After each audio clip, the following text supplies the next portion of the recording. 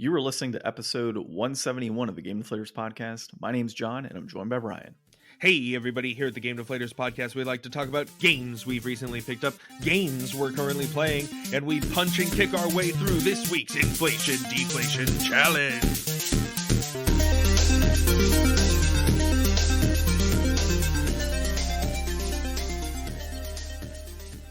So this week for the Inflation Deflation Challenge, we decided to play a little bit of Absolver on the PlayStation 4. In honor of the launch of Sifu, I think a couple weeks ago now. Yeah, and interestingly, Ryan could not download it in time for this morning, so we ended up doing the PlayStation Share Play, which we can also talk about today, which is pretty cool. Yeah, that was actually I didn't my even know first that time. was a thing. Yeah, dude, it's been on there for a long time.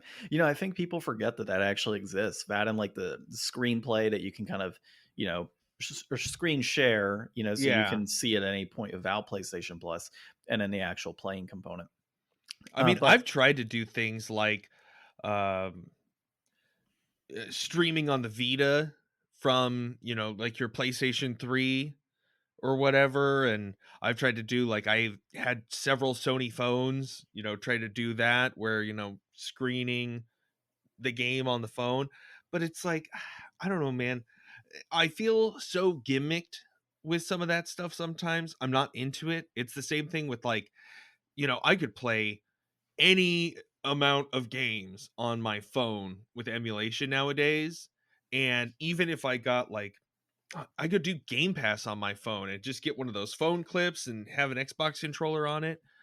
But it's just, there's something about that doesn't feel like as real, like phone gaming just never feels as real to me.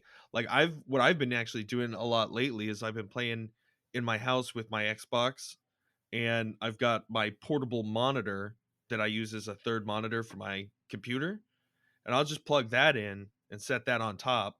I want to get like a whole briefcase where I just have it like, boom, here we go, Xbox time. Yeah, they do that. I know they have one for like PlayStation 4 where it like pops up. Well, with they the have screen. a screen that they're making that's going to just clip onto the back of it.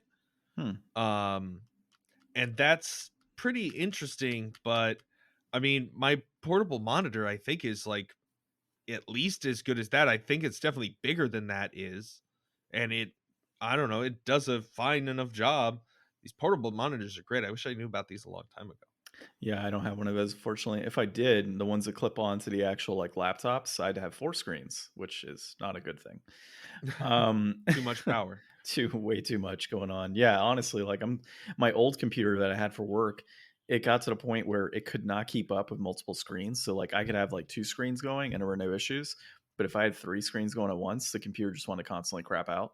So I finally like called up my IT guy at the company. I'm like, dude, I need a new computer. Like I can't work with just 2 screens. It's driving me crazy. As bad as that sounds, and it's totally like first world problems to say I can't work without, 3 monitors. But like realistically, it's so difficult. I was never really a multiple monitor person, but like with my new job, and I just transferred my same setup to home so that I can basically work from home. I need 3 monitors to do my job. Yeah, same here. I mean, that's the biggest part of it. It's like if I don't have 3 like, the ability to have like your chat on one side, your email, and then your Excel documents and all these other things going on. Like you need that accessibility through multiple monitors. Do you have a Tate? A what? Like the portrait mode instead of landscape? No, dude, you've seen my setup. Oh yeah. You come to my house every single weekend. I do. I sit there. I sit in front of it. Yeah. You literally have used my setup. Not necessarily my work computer, but you've used the 2 monitors side by side. Well, I don't know. Maybe you turn it. Mine rotates. No, mine doesn't. I'm not that advanced, Ryan. All right. Well, talking about advanced stuff, I guess. I'm advancing my collection further, Ryan. So there we go. Let's talk about my pickups this week. So I got Mega Man, the Willy Wars from Limited Run Games. Oh, nice. So it's actually the collector's edition, and it is straight up a Sega Genesis cart for the Willy Wars. Yeah, it's pretty cool. Now, what pisses me off is they have a little Mega Man sticker on the top of it. So that you can't, like, you'd have to I have to heat gun it away basically to be able to access it, or not heat gun because that'd be way too much power. Probably a blow dryer to take the sticker off to make sure the residue remains and I can keep Just it all nice and pristine, but open eat up some my hot case. soup and then blow on it. Yeah, That'll we'll do go it. with that. We'll go with that. Or I'll just take it in the shower with me and just kind of There make you sure go. the steam kind of helps get rid of everything. But yeah, so I picked it up a long time ago. I think it was like $60, I want to say, when I bought it. Dude, I don't know. Some of these games, like that's kind of what I like about limited run games. I know I used to shit on them all the time, but you buy this game and then It's a like present to yourself in the future. 6 months down the road, it's like, hey, look, this just came in the mail, and that's what I got. So I got that, and I got Monster Viator, which is some like RPG. I guess it was limited to like 1,000 copies or something on PS4, and I bought it for some random reason. So I own that now. Um, and what else did I get? I got Magic cards, as always. Always buy Magic cards, always selling Magic cards, and always trying to get rid of Magic cards. I'm so close, by the way, to organizing all of those cards. I've got 4 or 5,000 count boxes that are just about done organization wise. And then I got to go into 32 fat packs. So that's a totally different animal right there. Yeah, But I've slimmed up the collection like by 6,000 cards. that's crazy. So that's pretty good. And like I've kept my multiples of 4 and gotten rid of my excess.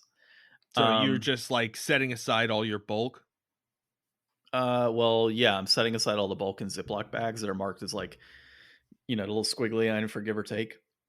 It's just like give or take 1,000 bulk Magic cards, and then I'm just gonna sell those locally. I'll try and get rid of them for like $8 a thousand or $10 a thousand or something.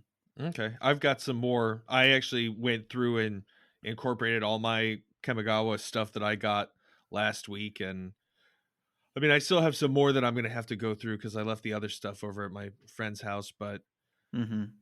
I every so often I got to go through because I know the way your stuff looks, and I'm like, man, if I don't do it now, it's going to get unruly at some point. So every like month or so, I go through and try to reincorporate some stuff, like I break down some old decks and mix Yeah. them back in. Well, see, my stuff hasn't been too bad as of late because I just started organizing. It's not because I didn't like get to organizing in the Well, no, past. Like, yours is because you bought a crap ton of stuff. yeah, exactly. I bought multiple collections. If it was my original stuff, it wouldn't have taken me that long. But the fact is, I bought one collection that was, I don't know, thousands upon thousands of cards, and I bought my brother's collection, which was also several thousand cards. And then when I went down back home, he's like, "Oh, by the way, here's like 10,000 more cards you could have for free because I don't care about them." I'm like, "What the hell, dude?" So, like over the course of the last year, I've like quadrupled or like 5 times the size of what my initial Magic collection was. Like it's so bad. Um, but the good thing is I have reduced quite a bit and continue to do so. And then the last thing I got here is a Tal'Dorei Reborn book that came out recently. Hmm. So that's part of the Critical Role world of Tal'Dorei, and it's pretty interesting. I mean, I just watched the anime and finished that up. I I don't know haven't if seen that yet. oh, dude, it's so good. Like, I here's the thing though, like I'll watch that this week. you should totally watch. It's like 12 episodes, I think, and it's like the first arc is what it covers. Apparently, that's Cool. what my wife told me. I never watched that campaign. I kind of want to do a Tal'Dorei campaign, but I feel like I need to watch all of Critical Role to get a better understanding of that world because it's already like, You've got the book. yeah, I know that's the thing. Like, I got the book, but it's like I could either listen to it and understand the Well, but world you're or the only book, going to be exposed to the his parts of version. the world that they go through and the villains that are in those parts of the world. Like, if you want to do exactly the same thing that they did, yeah, that would be great listening material. But That's I true. don't think you need to watch, 100 hours of that to get an idea of the Tal'Dorei. Just hit the high notes in the book. I'm sure Matt did a good job giving them the info. It's a pretty sweet book, by the way. Like it's Yeah. solid. Like it's definitely a very good quality book. So I if you're have into D and the D, Tal'Dorei campaign setting. yeah, you have the original. I actually have 2 copies of that. Funny enough, so I picked up one through like what was it, Barnes and Noble, when they were like $30 a pop. They're, by the way, they're like $100 something a piece now. That book, Is it really? yeah, Man, I can't believe how much some of these books are worth now. yeah. You had the jackpot of some of these. You got the Xanathar's Guide and that one. All I ever did was just be like, "Hey, John, grab me an extra one, would you?" Yeah, I should have just kept it. Could have sold it. Got more books. By the way, I I have so many magic books now. When you come over next time, so we took all the magic books out of our library office area and we put them upstairs Oh, in a new really? so I got a new cube shelf from IKEA and I was like, let's go ahead and use this for like all of the books and then put all of our minis up there too. So I got another like plastic case that holds the minis coming in and dude, I have so much D&D crap, it's ridiculous. I didn't realize how much I actually accumulated until I started carrying it upstairs. I'm like, good God, like Well, so now much you're gonna have crap. to take it up and down stairs. I mean, I go upstairs anyways before D&D, so all I got to do is just when I'm up there, grab like one or two minis that I need and go downstairs. Not a big Yeah. deal. Well, and we have intentions of putting like a table upstairs at some point specifically for D&D. See, the thing that I think you need to do, I mean, I know we're not really doing video on this, but like your backdrop is all just like books. Yeah, You need like cool nerd stuff for your background, I do. Right now it's just all giraffes. That's all it right? is right now. Giraffes and books. Giraffes and books. Horror and giraffes. It's You all know, Stephen King and giraffes. I'm looking at my background right now on the screen, and it looks like it's a fake background, like one of those Zoom backgrounds. Yeah, It's just it fake. does. Yeah, because it's just like so perfectly level right now. Yeah. It's just a bunch of Uh, books. so Um, but that's what I got as far as my pickups, and I'll just go into my what I'm playing right yeah, now really what you been quick. playing, dude? Like we So don't know. like we don't know. Yeah, I've been playing Pokemon. I got to the third area, started completely going crazy, catching Machokes and like various Pokemon from all over the place. And I'm still liking it, dude. My Pokemon are like level 50 something. I finally can. I took so much time just catching different Pokemon and completing different Pokedex stuff, but I completely forgot about the story. So I jumped back into the story, and lo and behold, I have a Pokemon that will allow me to cross water. I did not try the whatever it is that beaver. I don't know what the hell it's called, but people are taking like this Bidoof? one. Maybe I don't know. I guess it's called Yeah. Bidoof. So they're like throwing one into a river, and then they're crossing by just throwing the beavers into the water and crossing all of these places. But yeah, so I finally just got Basculine or something. I don't know, dude. Masculine. Basculin. There you go, It's dude. like masculine, but a Masculine, bass. but it's Bass. Yeah. So you obviously know more of the new Pokemon than I do. I'm like original 150. Some Dude, of the I love Pokemon as like a setting and a franchise and a world. Like I was talking to Zach about this the other day. He likes the new game too. yeah And like the fact that both of you really dig it, and I mean everybody else really digs it, and everybody's telling me, I guess I'm just in my own way with it. I still haven't bought it. I still will eventually. I don't know when. I'll get it at some point. It seems foolish to go buy a game right now when I'm gonna buy Elden Ring next week. yeah. You I know, already got I Elden Ring on pre-order, so so yeah. but I don't have a PS5, so I'm kind of screwed in that regard. So that sucks. That I know really this is does. gonna be my first time purchasing a game for the Nice. Xbox. Whoa, I know what else I got. I forgot. I had 3 other game pickups this week. Oh, what'd you get? So I got Inpatient on the PS4. It's a VR game. I got Doom VR, brand new actually for $5. So I went into the GameStop and I was looking for a used copy. It was like $5. And he's like, I don't have a used copy, but I have a new one, so you can take this. So I Damn, got a new copy. hook up. And it's still sealed, which is surprising. So yeah. And then I also got what is it called? I just off the top of my head, I just forgot. Oh, It wouldn't be Near. the first time.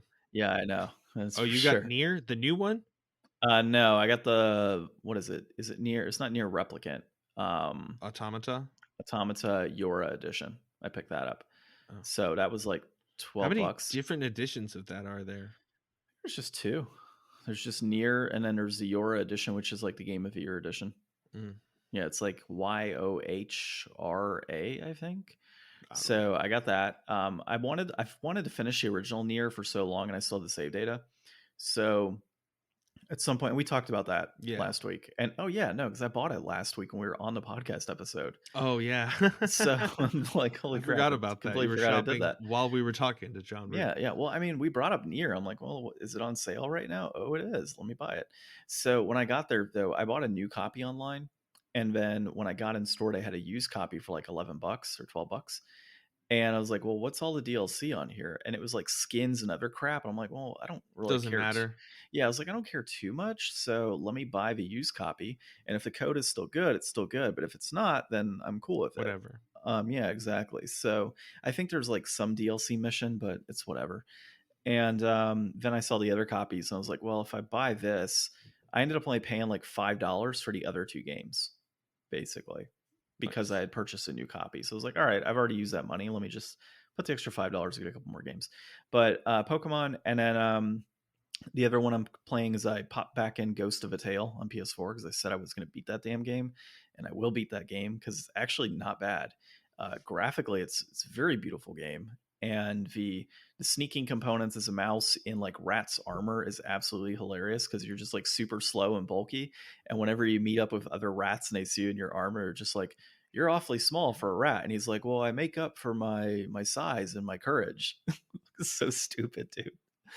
But I'm in like some dungeon or cell right now, or no, I'm in catacombs right now in the game. And so I have to like explore the catacombs for some lost rat and then go back to the commander. So I think honestly, I don't think I'm that far in the game, but at the same time, I do feel like I'm pretty far.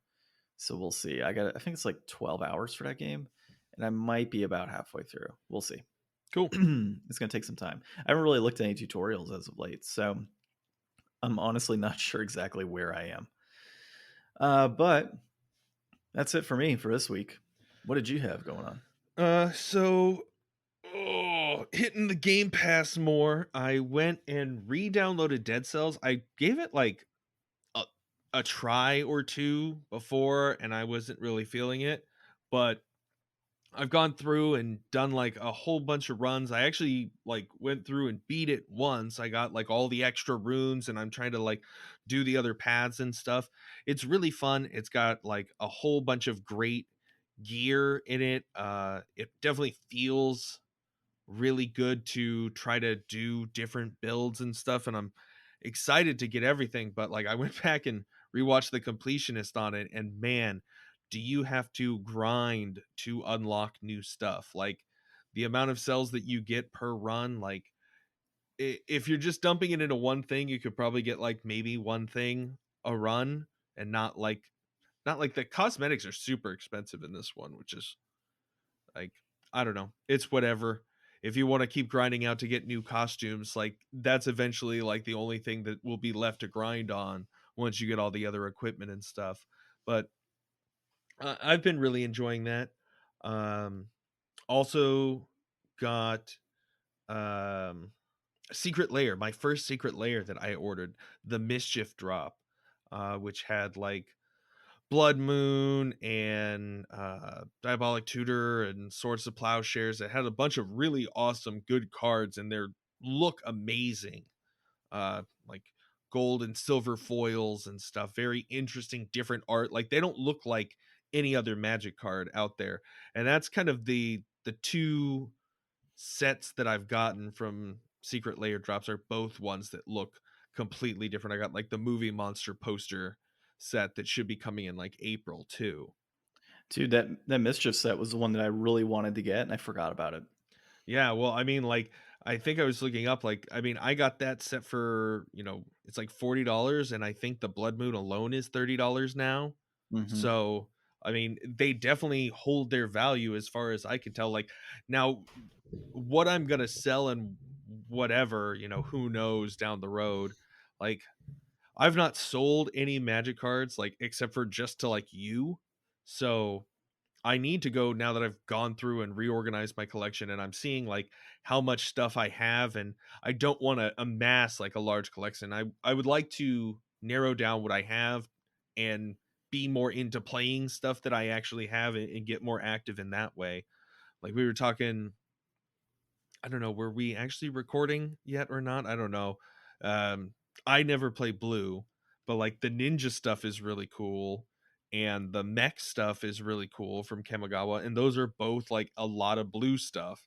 And it's like, you know, should I go back and sell old Blue cards? Like, am I ever gonna come back around to playing them again? Like, I guess that's the question that you have in your mind.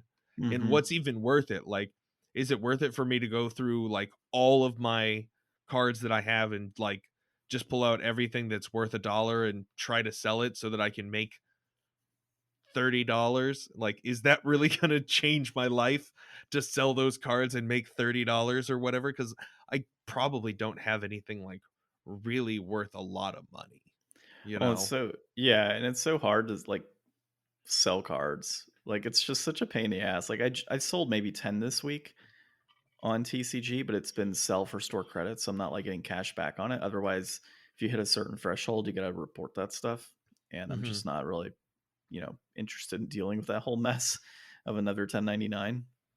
So, yeah, I mean, it's a real pain, but I've been selling like excess stuff for store credit and then like selling it at full rate for store credit to TCG Yeah. and then picking up new cards. So like I picked up like a bunch of burn cards that I want to try.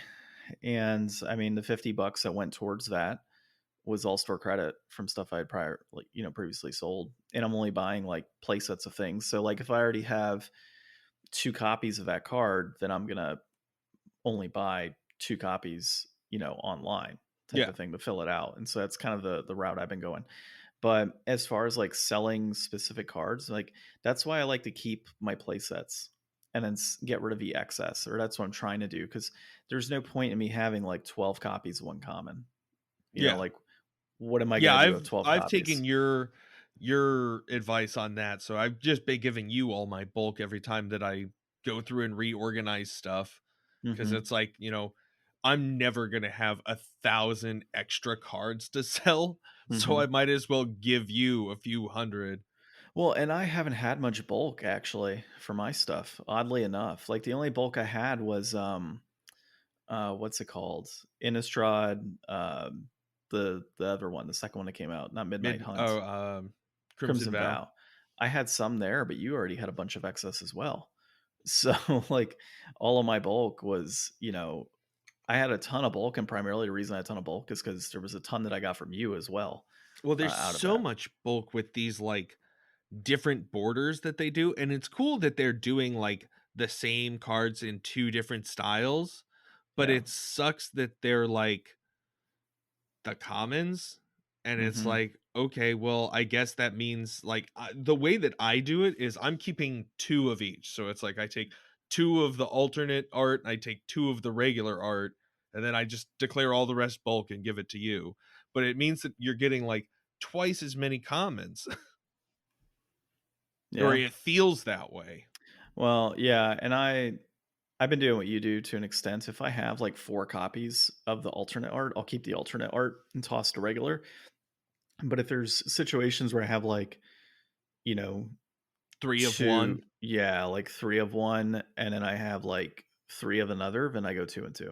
That's what I've been doing. But yeah, it's been interesting.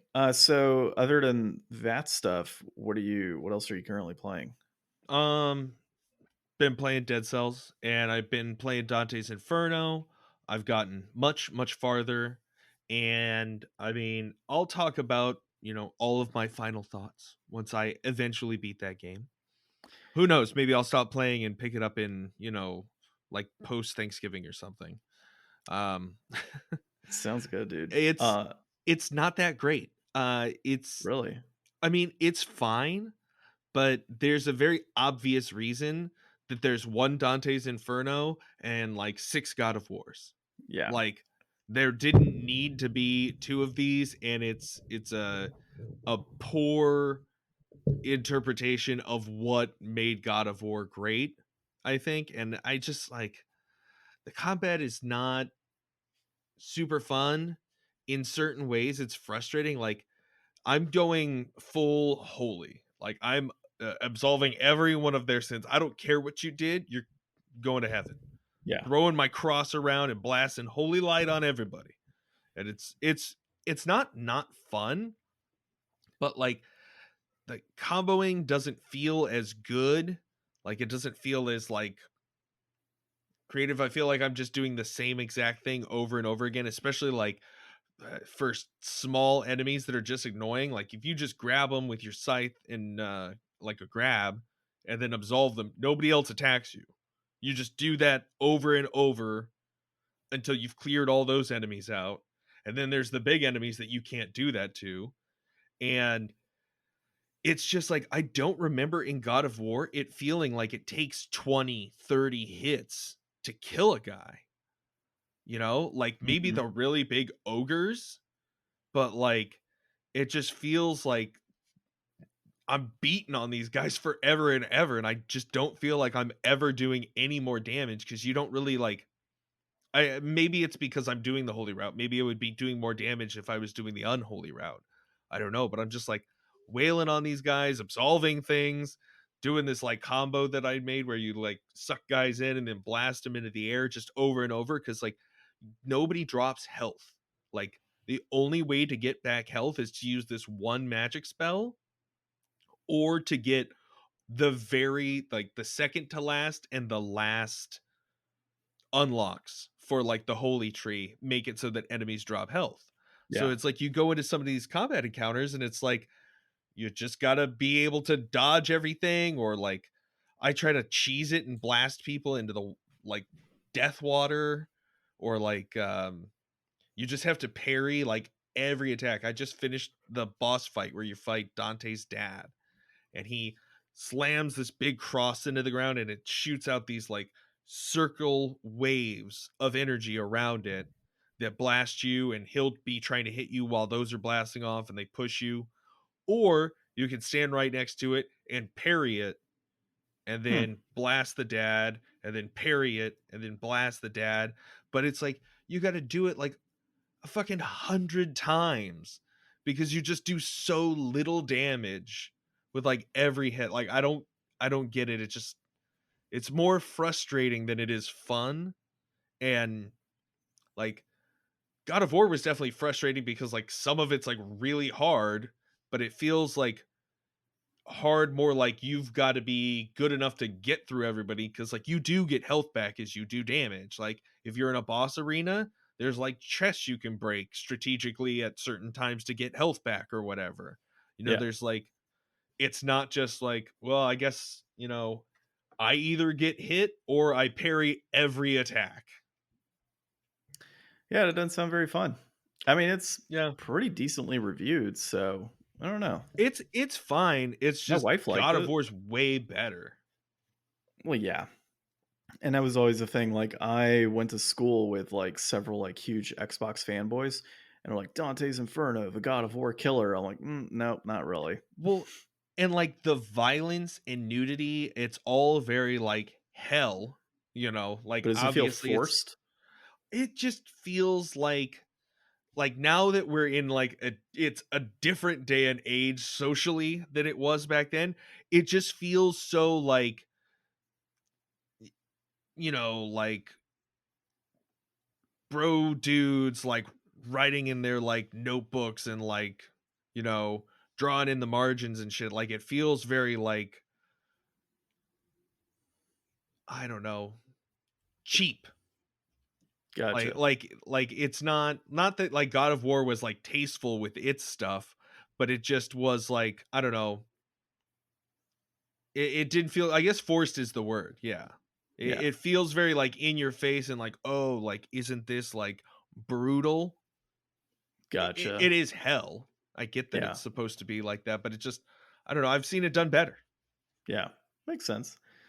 Well, doesn't sound too fun, but you can, of course, continue to hear Ryan's rants on Dante's Inferno on thegamedeflators.com. And, of course, any updates he might have down the road on social media at Game Deflators on Twitter, at The Game Deflators on Instagram and Facebook. And, of course, you can hear us on your favorite podcast application like you're doing now. And, of course, leave us a 5-star review. So, Ryan, I pulled a few articles this week. It was a very slow news week. I was kind of curious on your thoughts on some of these. So, in There order, was here's what we're one gonna. that you left off of here. Probably, yeah. Oh, That yeah. big collection I that they wasn't interested. found. I just didn't feel it was like it's newsworthy to say like somebody found a big collection, but like diving into it, I'm like, Well, it was really cool. So if we don't have like an article for this, but I want to talk about it real quick because it is like up our lane. Somebody in I don't even remember where it was, Nebraska, I think. Nebraska, they found like an old storage for like a game store that went out of business in like 92 or something, or 94, and it's got like just like sealed like Super Nintendo and Genesis carts and stuff, just like all kinds of stuff. Like it's, if they went and got it graded, like they would surely retire. Oh, for sure. Just too bad there's so much corruption in the grading practices, Dude, as cash we've in talked about now. before. Yeah, cash in now. So this week, some of what we're going to discuss: EA denies blaming Halo Infinite for Battlefield 2042 problems. So this is actually a little bit later from an article that came out, I guess about a week ago, that somebody said EA was blaming Battlefield 2042's problems on Halo coming out. Now EA is denying that. The other thing we're going to talk about is Video Game History Foundation is going off on Nintendo for destructive retro policies. And then just a public service announcement: you may want to rescue your old Pokemon from 3DS before the eShop shuts down. So we'll talk about that too. But the first one here is Tyler Wilde at PC Gamer, and this is on EA denying Halo Infinite being the issue for Battlefield 2042. I honestly, after reading this article, some of what I heard was just straight up excuses. I mean, one of the things that they note here with Battlefield 2042's issues, is, oh, well, the pandemic, because we had people working from home. And that was the biggest issue. Okay, what about all the other game companies that released successful titles during the pandemic and worked through it as well? Like, come on. Well, what Like, about every other Battlefield launch that's been plagued with bugs yeah, that too. pre-pandemic? Like, or every other EA game that has been plagued with bugs when it comes out. Like, don't put this on like your developers. I mean, they're the ones working hard to push this thing through, and you're probably working them crazy hours, from home nonetheless during the pandemic. And now it's like, oh well, that's the issue. It wasn't because of Halo Infinite. Like, I'll give it to him. Like, Halo Infinite came out, and it's supposed to be, after the 1 year delay, a very polished title. But that makes sense because they took the extra year to make sure, after fan reception, that this came out as a quality product. EA just pushed it out like they would any other EA game with Battlefield 2042. And even we talked about this at, when I think it was in the during the beta stages, there were like some major concerns with this game. Yeah. And we were talking about that back then, and how this game was, going to be plagued, and they had to, potentially delay it or put some more time into it. They clearly didn't do that based on the fan feedback. Like, there was plenty of reception that said you should probably hold this game back, and they didn't do that. And now they're like, oh well, it's this other game company. Oh, it's our developers. Oh, it's this. Oh, it's that. No, dude, like, you guys just screwed up. So This is all they care about. I mean, it's the same thing. Like, I mean, um, Activision with Call of Duty, that's all they care about. And I mean, EA just made some very poor choices this time around. Like, nobody's really happy with the way they changed the class system and the way that, Battlefield is kind of been in the past, and the way they're trying to move it forward. Just, that was going to be an issue whether Halo came out at that time or not. People were not going to be a fan of that the same as they aren't. Um, you know, the struggles that they have at every launch is just something that I don't know why people are still ever surprised. I don't even play these games, and every time I know there's going to be huge issues at launch. So, I mean, they're just not getting away with it this time because of all the other problems, and because there's much better alternatives available. That's the thing. Like, if you want to compete, you've got to bring it. You can't be the best selling franchise year after year if you're not the best game. And I mean, you're And not. I think that's the key thing too, is like when you're putting these two games side to side. I mean, let's just say they did deny it, right? Let's say they didn't do it, or didn't say that Halo Infinite was the issue. Say, at the end of the day, your game, even if it's because of sales, it's not selling as well because of Halo Infinite. Well, there's a reason for that, because if you release a game that's not polished and it goes head to head with A another game that free is game. polished, yeah, it's going to not look as good. And but at the end of the day, I mean, if Battlefield 2042 was that good of a game, people would be looking at that and saying, you know what, I want to play that, I want to buy that, because that's a very it's a good quality game. It's clearly polished. It clearly has a gameplay I desire, and I want to keep playing that. Halo has nothing to do with it. Yeah, I mean, to an extent, Halo does because it's a Halo name, of course, and it's been highly anticipated. But at the end of the day, I mean, if you can hold your ground against it for a good quality product, then it shouldn't matter. If they spent as much time in between Battlefields as they did Halos, maybe they would have enough time to make it good. Yeah, pretty much. All right. So obviously, you and I are not like huge Battlefield fans, but I think we can understand for those out there to purchase this game I that played a bunch there are of concerns. Battlefield 2 and I think some 3. Well, I think, And I thought they were great. Like, I really liked the different mechanics of being like, on a squad and doing different roles and contributing in different ways, and it not just being about KDA like Call of Duty was. And, you know, I love being able to use vehicles and destructible environments. Like, they had a lot of stuff that was differentiating them and making them unique. And I feel like with the evolution of first person shooters and like wanting to just have like, okay, more customization and more expressiveness out there, they just kind of took it not in the direction that was true to what the fans wanted and what they were doing. yeah, I would agree with you on that. Well, I think the other thing to note here is, and I'm pretty sure I saw this the other day, that there's apparently a fan petition. I want to say it was up Oh to yeah, up to 100. Oh, 200,000. it's 200,000 now because when I saw it, 200,000.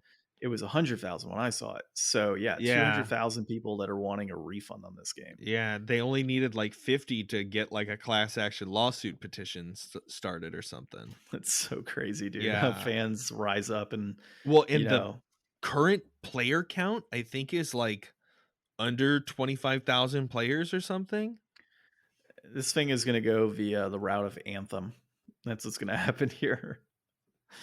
Oh man. Okay, so diving out of Battlefield, video game Currently history. sitting under 5,000 players. That's so bad, dude. Especially for a game like that was highly anticipated. Yeah. Okay, so Video Game History Foundation is going off on Nintendo's destructive retro policies. Luke Plunkett at Kotaku is the writer behind this one, and so you know, I would agree with this, man. Like Nintendo, they're doing in a sense the same exact thing that they have done for years with like SNES, NES games, etc.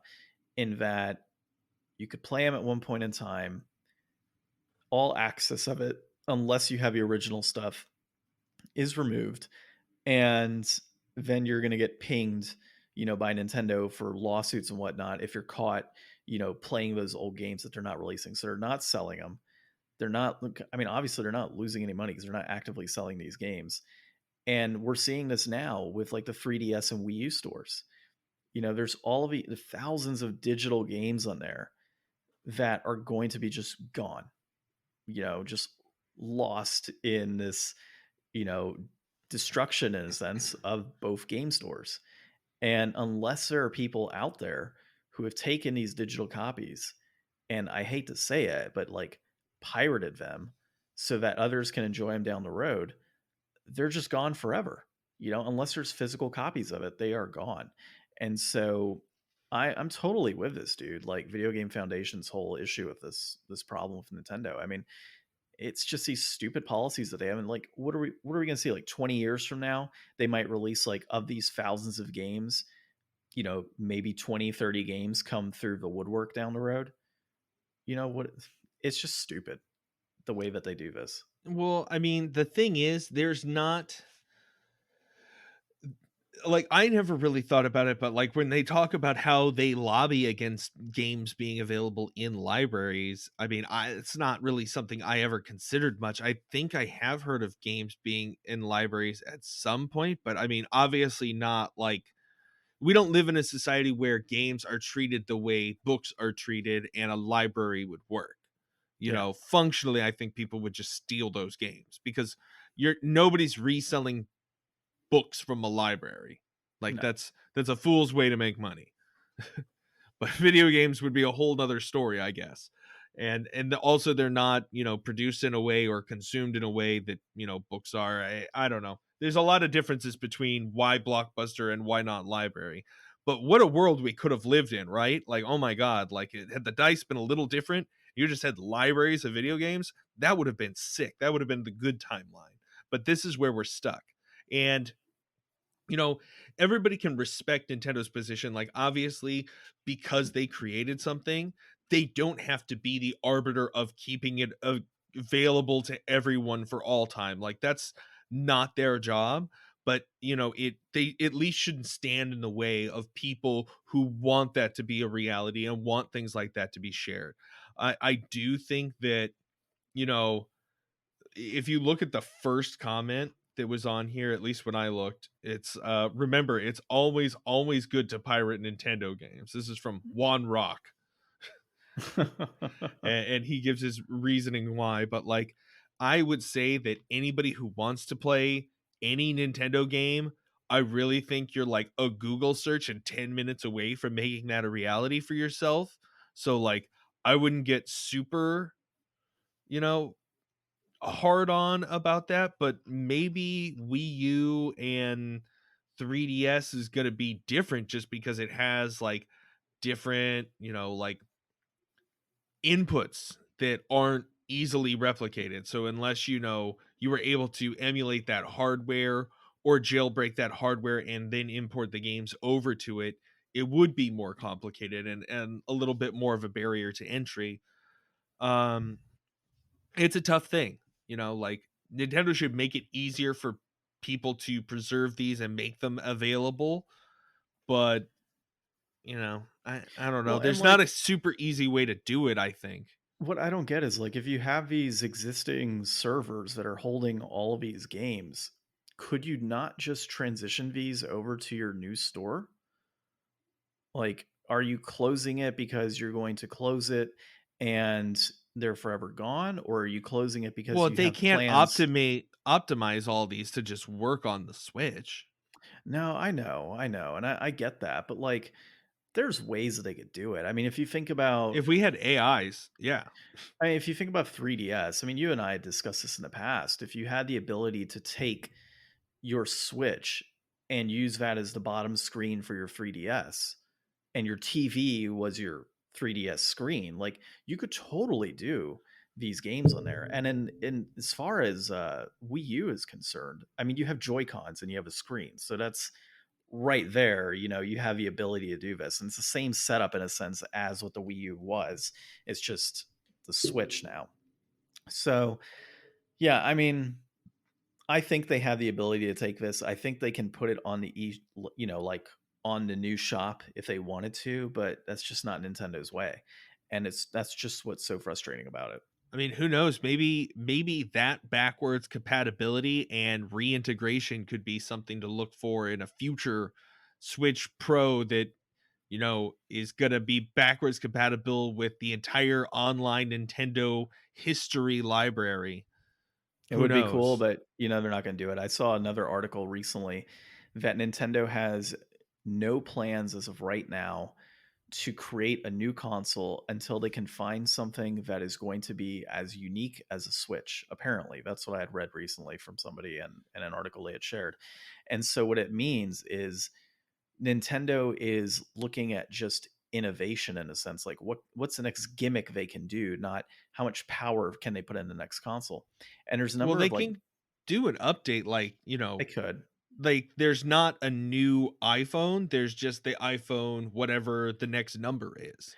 Yeah, and it's like Nintendo just wants to keep doing these gimmicks, which is why you had like, the N64 controller and the GameCube with its little discs instead of its, normal size DVDs that they could have released back in that era. Or, you've got the Wii with the Wiimotes and then the Wii Motion Plus and all these other crazy things that they've done. They're looking for the next gimmick. And it seems like they are not willing to move on from the Switch until they find that next gimmick. But then what does There's that mean great in terms? Switch games. Well, yeah, there's great Switch games, but what does that mean in terms of overall power? Like, are you gonna I don't think it sacrifice like? matters. Like people talk about sacrificing power, but like the Switch was fine like back then and it's still fine now. Like as long as you keep making games that are good for that, and you don't try to push it, there's not a Yeah, problem. But I mean, you're going to be looking at PS6 or whatever the hell is that, out at that point. If, Dude, nobody, natural, 1% of the population has a PS5. what I'm saying is that we're going to be looking at like PS6 coming down the road and they're going to be like, here's our newest console. And it's the equivalent of the power of a PS4. Like, what the hell? Like it's just, they're just so far behind in that regard. And it's honestly kind of frustrating as I've grown older as a gamer and I like to see power in these games. I would love to play Nintendo games in like a native 4K, but it's just not going to happen anytime soon. And so that's just what's so frustrating, man, as a gamer is, Nintendo not moving on Yeah, beyond but you can the also gimmick. play Nintendo games for less than $700. Yeah. I mean, it's got its pros and cons. You're right, but I'm not a fan of a whole let's look for the next gimmick. Like, I and don't know in why the I said $700. well, I mean that's basically what you'd pay for PS5 right now. So yeah, I don't understand the whole like we're looking for the next gimmick thing. But who knows? Maybe if that next gimmick is being able to play like the Wii U, where you kind of had the bottom screen and then the TV was like your main screen, I'd be pretty cool with that. I think that'd be a pretty cool gimmick, but I don't see them going that way.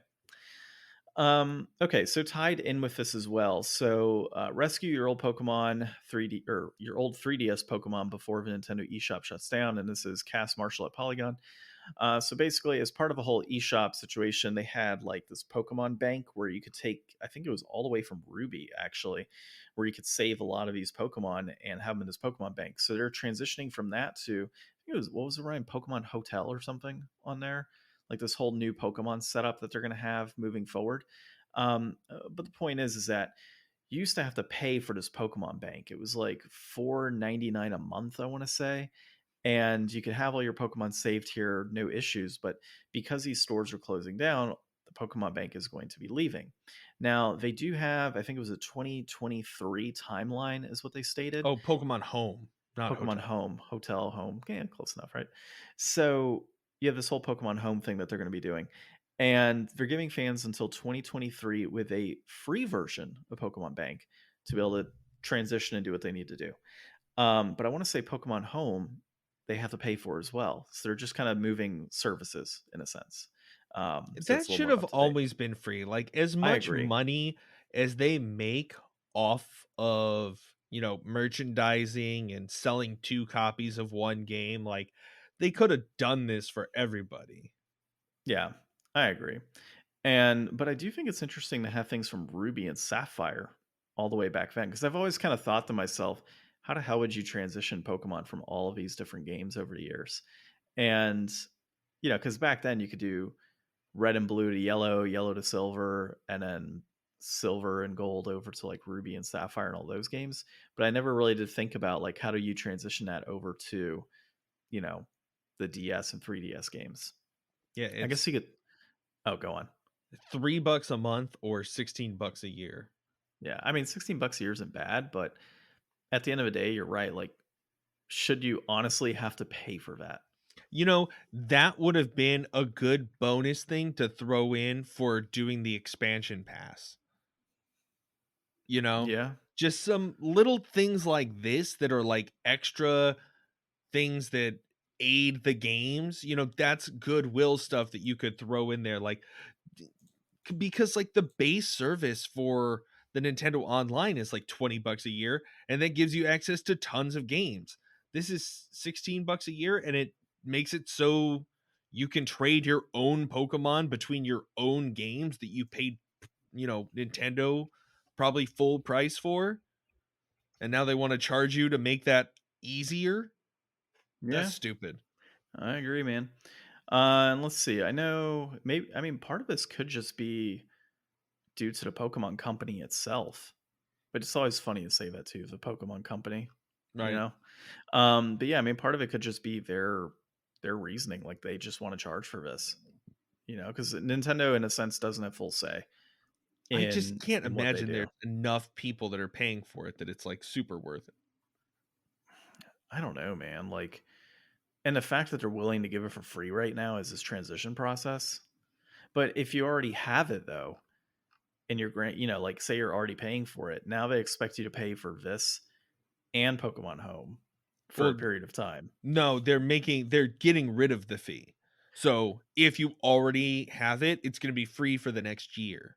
Yeah, but I mean, what if you already paid for it for the full year? I'm You know, like then you're out of luck, obviously. like, so if you went and were like, I'm going to get my 3DS and sign up for Pokemon Bank on February, 17th, 2022. Like, if you were the I guy who mean, that day decided to do that, then I'd be yeah, I so guess angry. you got screwed out of Well, no, I'm saying like $10. January you decide I'm going to pay for the full year of Pokemon Bank, you know? So you pay for the full year and then it's like, "Oh, by the way, it's going to be free now." Well, you Like were it's already going to do that anyways. yeah, but is Pokemon reimbursing them? Probably not. Probably not. Nintendo damn sure isn't. They don't give money back. No, of course not. Nintendo That's will their claim money, yeah, Nintendo would be like, "Excuse me, you're wanting free money? Lawsuit. right? Here's a lawsuit. Cease and desist your attempts." But yeah, I mean, I have been so far removed from Pokemon outside of Arceus, and it clearly shows when I can't name Pokemon. Like, would I say Bascugle or something? You're like, no, it's Basculin. So, yeah, this doesn't really impact me too much, but I guess for all those Pokemon fans out there, it is a PSA that you need to get your shit together before things go away. Save your mons. Yep, save your mons.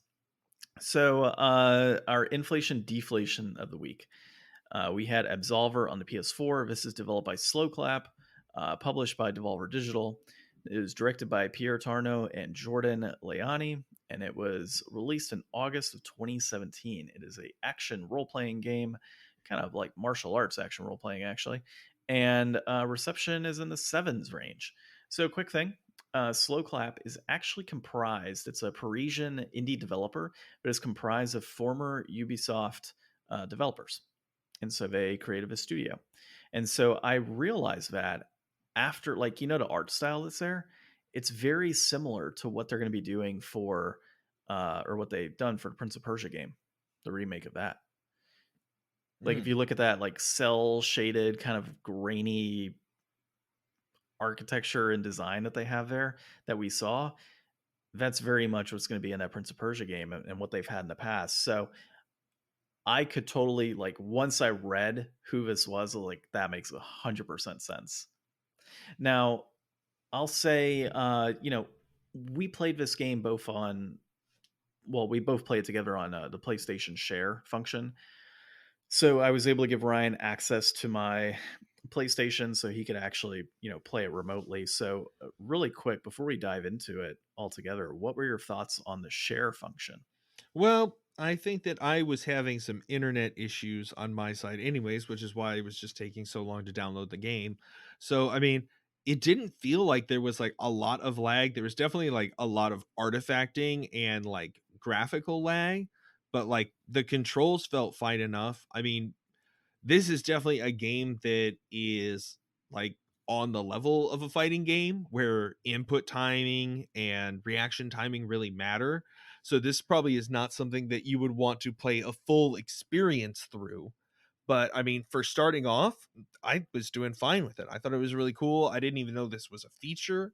So, I mean, I'm probably never going to use that feature again, but I guess it's cool to know it's there. Well, I mean, it's nice for whenever like that situation occurred. You're like, dude, I can't download it in time, and I Yeah. already had it. So it's like, all right, well, let's just do a share play real quick, and then kind of experience it together that way.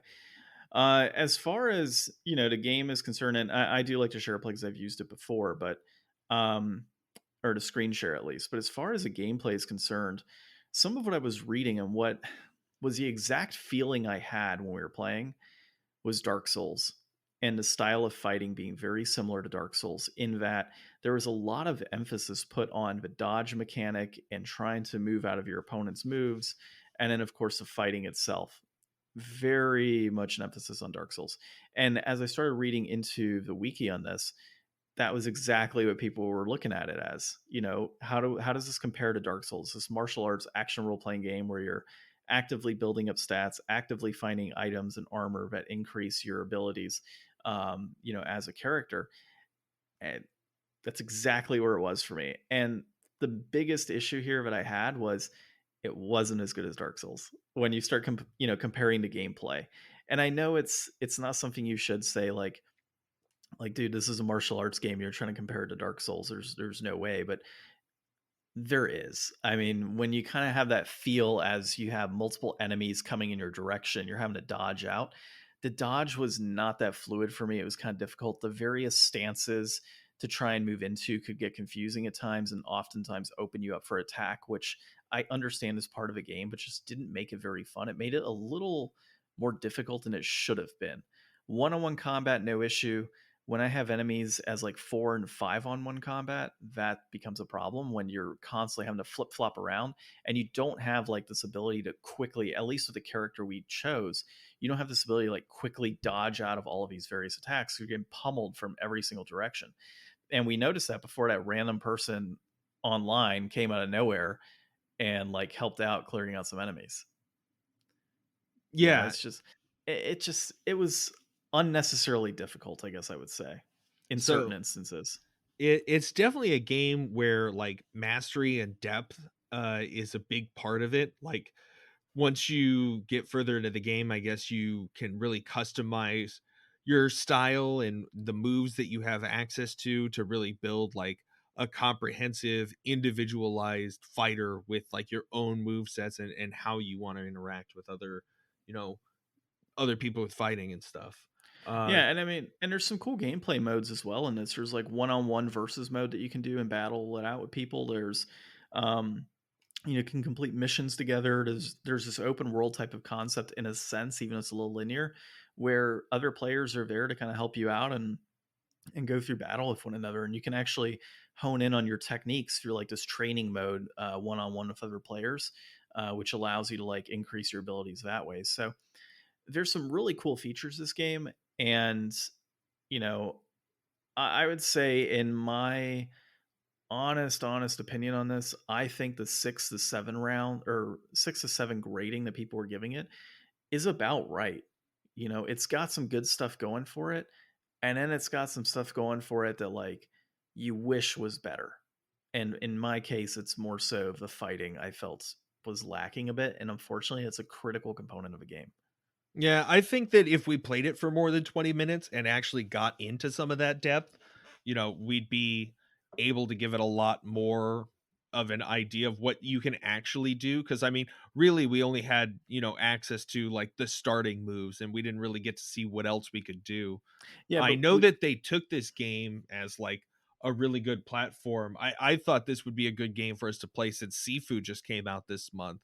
And that's really taken, the core of this like, you know, martial arts, um, really more realistic kind of combat than like over the top combat like you see in a lot of other things, but really refined it down into more of like I guess like what you were saying, even more Dark Soulsy, where it's like very like you need to go through and execute on this because if you don't, you're just not gonna make it, and eventually the roguelike's gonna catch up to you, and you're gonna have to start all over because it just gets brutally hard. And I well, think that this is a good base that they built from. and we saw with so many online players that were on there, and even some of the enemies that we faced, that yes, there are more moves than what we had, and you can totally do like a different move set. But in my mind, even watching some of those other characters, roundhouse kicks and low kicks and all this other stuff that some of these enemies were doing, or the other guy flipped through the air and attacked another enemy, like, and that happened to be like his big triangle move that he was using. It just, for me, I mean, it was still lacking even watching that. Just not enough flair. It just wasn't, yeah, it just wasn't enough for me. And like, while graphically it looks pretty decent, I think that's also one of the downfalls in this game. It's not, it's It is very pretty, muted.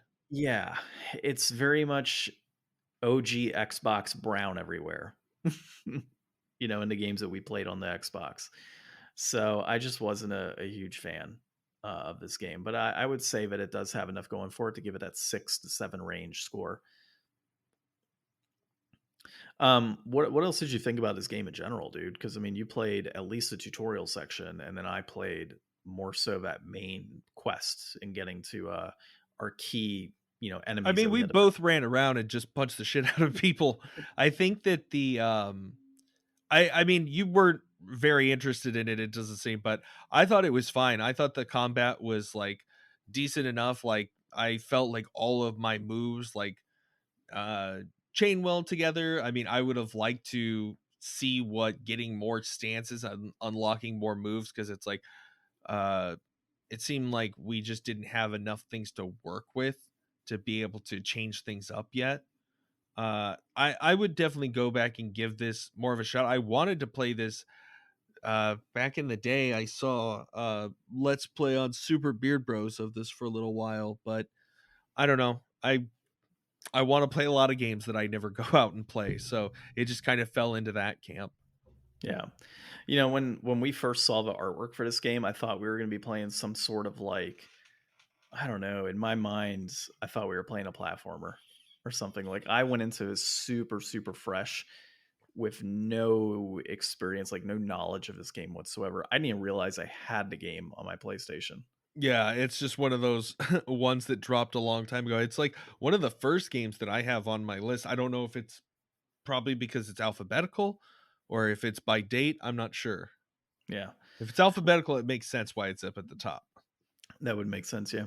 So brass tacks in the game here. Complete in box is going for $32.17. It peaked at $39 in February of 2018. It is holding at that price point for complete in box. A loose copy is running at $27.97. That peaked at $33.91 back in February of 2018. And that is also holding at this point. So seeing as we just played this game for free, Yeah. and I was not a huge fan of it. Yeah. I don't even know I would pay $5 for this game. I That's mean, how brutal I am with it. I think that I that think it's might be a little harsh, but I'm definitely going to say it's also inflated. yeah. There's no way I would ever pay this much money for this game at all. Yeah. I wonder why it is holding. I mean, maybe it was because it was like a more limited release game or something. I'm not sure. Well, let's see. I'm just gonna Google Absolver PS4, put shopping, and see what comes up. Yeah. It says Oh, there's you only know about a what? sale a month. Oh, you know what? Because there was, it looks like a collector's edition came out at some point, and a couple other things. So, yeah, I mean, it's a digital. They have a digital copy, of course. That's primarily why that price could be holding out. Although I don't think it actually counts digital No, in it regard shouldn't. to that. Yeah, I'm not sure. Well, regardless, I don't think it's worth it. So, Yeah, if you really want a physical copy of this, I mean, I guess, you know, yeah. go for it. I don't know how much longer the online is going to be on there since, they released their follow-up game already now, so who knows on that aspect of it.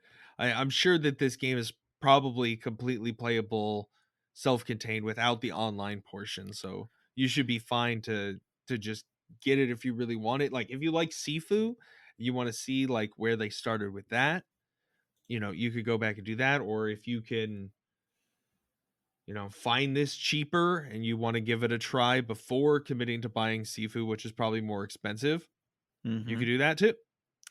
So, I'm wondering, is there a way to be able to see how many active players are on a certain game? I think there is, right? I'm just uh kind of curious, like how many people are actively playing Absolver. I don't know, Google it. All right, so how many people play Absolver online? Let's see. Very basic search. Okay, yeah, I mean it was pretty easy. Steam charts. So based on Steam charts, in the last 30 days, I have an average of 188 players online. Okay, so very tight knit community. Very tight knit community, apparently. So that's not exactly very good. But if we said how many people play, and we'll just say Well, it's a Battlefield, 5-year-old game. I know, but still, I mean, some games, you know,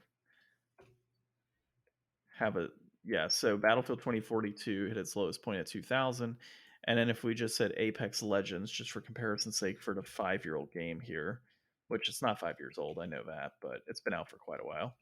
Well, but it's Um, an actively updated game.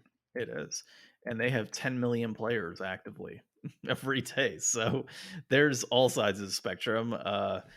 Absolver, kind of a MMO in a sense, has been online for about 5 years, has about 188 players. 2042 just came out not too long ago, has less than 2,000. Apex has 10 million. So tells you where people are right now Where people with spend gaming. their time. Yeah. So, well, that was good. I yeah, I think I might need to give some more time to Absolver as far as like I towards don't the think you end do. there. Like, I mean, it's fine. Not every game is for Well, everybody. And if you know right away, I mean, you just move on to something else. Like, there's so many games out there. yeah. I mean, I get it. Like towards the end, that's where I got that Dark Souls feeling towards the end where you saw me on screen kind of judging like, okay, let me hold. Okay, he's coming for attack, let me dodge, let me do a couple of melee attacks. But yeah, I mean, it just I wasn't feeling it, dude. I did download another game this week. I downloaded Mortal Shell. Oh, you'll have to tell me how that one is. I Yeah, actually have because that I want to game. just get that Dark Souls feeling in me, before Elden Ring next week. And the only Yeah. thing I have that I can play, like, I think about it, I do have Dark Souls 2 for PS3 if I want to hook my PS3 up, Yeah. or I could try that Mortal Shell game. Maybe I'll do, I don't Whichever know. one. Yeah. Either one works. Maybe I'll do Dark Well, Souls 2. I forget that I have that sometimes. yeah. Don't you have the remastered version on the Switch as well? No. Oh, I thought you got that for some No, reason. I thought about buying it many times, but never have. Yeah. Um. Well, I have no idea what we're playing next. Oh, you know what? Next week, let's play some Discworld. I thought we already did that. No, dude, we have not played Discworld yet. Mm. And we were telling John Rue last week that that's one we might have to play. So, and if for some strange reason my copy of Discworld no longer works, then we play Blazing Dragons. Okay. One of the two. But Sounds good. yeah, I'm Some down to point and play some click. Discworld. Yeah, let's play some Discworld. All right. Well, that has been episode 171 of the Game Deflators Podcast. My name's John, I'm Ryan. and thanks for listening.